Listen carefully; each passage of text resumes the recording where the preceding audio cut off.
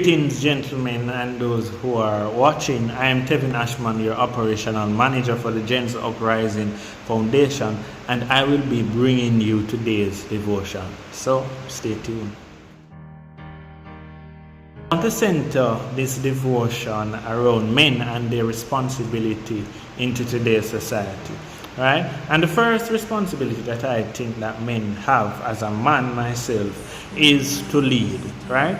And we see that men were called to lead and leave legacies, but some of us have leased that responsibility into the hands of women, right? And that's not me saying that women won't lead or cannot lead, but God really called us into this earth as men to provide that kind of leadership, leading our homes, leading our families, leading in church, leading in our communities, leading where we work.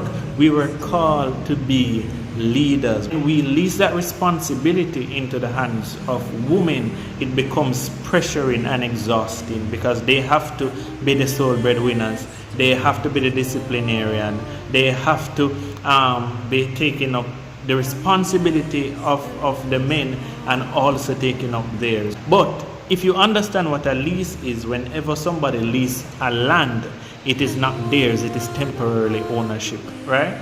So we can always take up back our responsibility to lead as men and to lead effectively. The second point that I want to make is that men were meant to protect.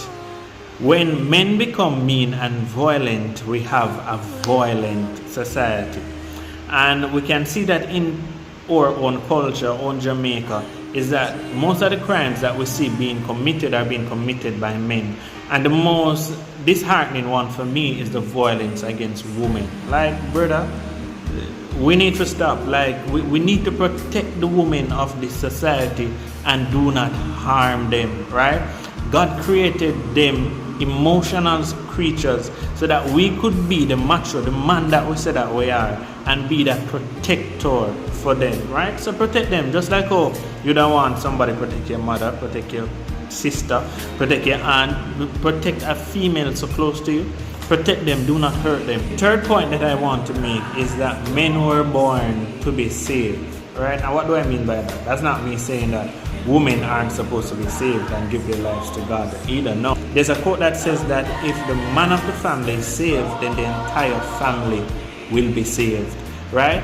Because that family look to the man to lead and to protect, and so that family will automatically follow in the footstep of that man. So let me tell you that God wants you to be saved. God wants you to surrender your life to Him so that He can teach you how to become a man, right? Because some of us really don't know. That is the truth. Some of us were never taught how to become men, how to become real men of society.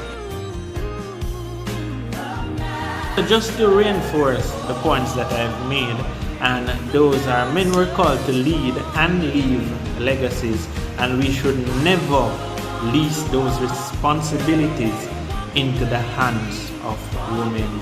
The other point that I made was that men were meant to protect, and when men become mean and violent, then we eventually have a violent society. And the last point that I made was men were born to be saved, right? Because when the men are saved, the society are saved. When you give over your life to God and surrender to Him and choose to follow in His footsteps and allow Him to lead you in being the man that He wants you to be, then we will have more people being saved in our society. Guys, that's it for my devotion. I hope that we would have learned something. I hope that we would have applied what we would have learned. And also, if you have any questions or concerns or queries, reach out to one of us. Reach out to one of us, any executive of the Gens Foundation. Reach out to us and let us guide you through it, because we're learning as well. We don't know everything. We're learning and we're trusting God to lead us in being the man that He wants us to be. So until we meet again, I'm Tevin Ashman, your operational manager for Gens Foundation, and I say that you have a great day.